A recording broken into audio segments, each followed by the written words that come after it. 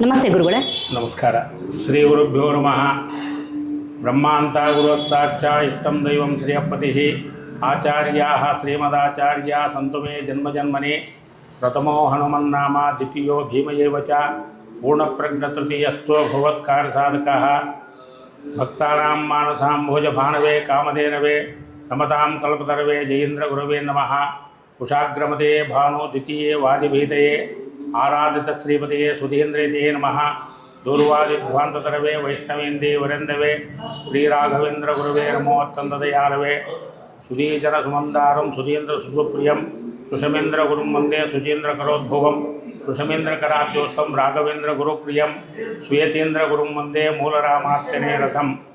ಜಗದ್ಗುರು ಮಧ್ವಾಚಾರ್ಯರ ಮೂಲ ಮಹಾಸಂಸ್ಥಾನದಲ್ಲಿ ಆಸೀನರಾಗಿರ್ತಕ್ಕಂಥ ಪರಮ ಪೂಜ್ಯ 1800 ಸುಬುಧೇಂದ್ರ ತೀರ್ಥ ಶ್ರೀಪಾದಂಗಳವರ ಅಡಿದಾವರುಗಳಲ್ಲಿ ಅನಂತ ಭಕ್ತಿಪೂರ್ವಕವಾಗಿ ದಂಡ ಪ್ರಣಾಮಗಳನ್ನು ಸಲ್ಲಿಸುತ್ತಾ ಇವತ್ತಿನ ದಿವಸ ವಿಶೇಷವಾದಂಥ ಚೈತ್ರ ಪೂರ್ಣಿಮಾ ಚಿತ್ರಾ ಪೂರ್ಣಿಮಾ ಅಂತ ಹೆಸರಿದಕ್ಕೆ ವಿಶೇಷವಾಗಿ ಮುಖ್ಯ ಪ್ರಾಣದೇವರಿಗೆ ಹಾಗೂ ಭಗವಂತನಿಗೆ ವಿಶೇಷವಾದ ಅಲಂಕಾರ ಪೂಜಾ ಇತ್ಯಾದಿಗಳೆಲ್ಲ ಶ್ರೀಮಠದಲ್ಲಿ ಬೆಳಗ್ಗೆ 5:30 ಗಂಟೆಗೆ ನಿರ್ಮಾಲ್ಯ ವಿಸರ್ಜನ ಪಂಚಾಮೃತ ಹೂವಿನ ಅಲಂಕಾರ ಎಲ್ಲ ಆಗಿದೆ.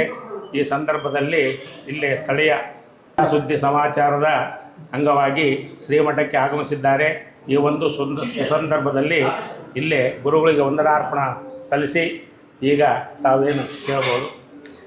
ಸರ್, ಗುರುಗಳೇ, ಇವಾಗ ಸುಮಾರು ಜನಕ್ಕೆ ಒಂದು ಇರೋದೇನಪ್ಪ ಅಂತಂದರೆ, ಗುರುಗಳ ಫೋಟೋ ಮನೆಯಲ್ಲಿ ಇಟ್ಕೊಂಡು ಪೂಜೆ ಮಾಡ್ಬೋದಾ ಅಥವಾ ವಿಗ್ರಹನ ಇಟ್ಟು ಪೂಜೆ ಮಾಡಬೇಕಾ? ಇದ್ರ ಬಗ್ಗೆ ಗೊಂದಲ ಇದೆ. ಯಾವ್ದು ಇಟ್ಟು ಪೂಜೆ ಮಾಡಿದ್ರೆ ಬಹಳ ಒಳ್ಳೆಯದಾಗುತ್ತೆ? ಅನಾದಿ ಕಾಲದಿಂದ ಪ್ರತಿಮಾ ಪೂಜಾ ಏನಂತಂದರೆ ಮಡಿ ಅಂತಂದ್ರೆ ಶುಚಿರ್ಭೂತರಾಗಿ ಸ್ನಾನಾದಿಗಳನ್ನೆಲ್ಲ ಮಾಡಿಕೊಂಡು ಪ್ರತಿಮಕ್ಕೆ ಪೂಜೆ ಮಾಡ್ತಕ್ಕಂಥ ಒಂದು ಪದ್ಧತಿ ಹಾಕ್ಯಾರೆ.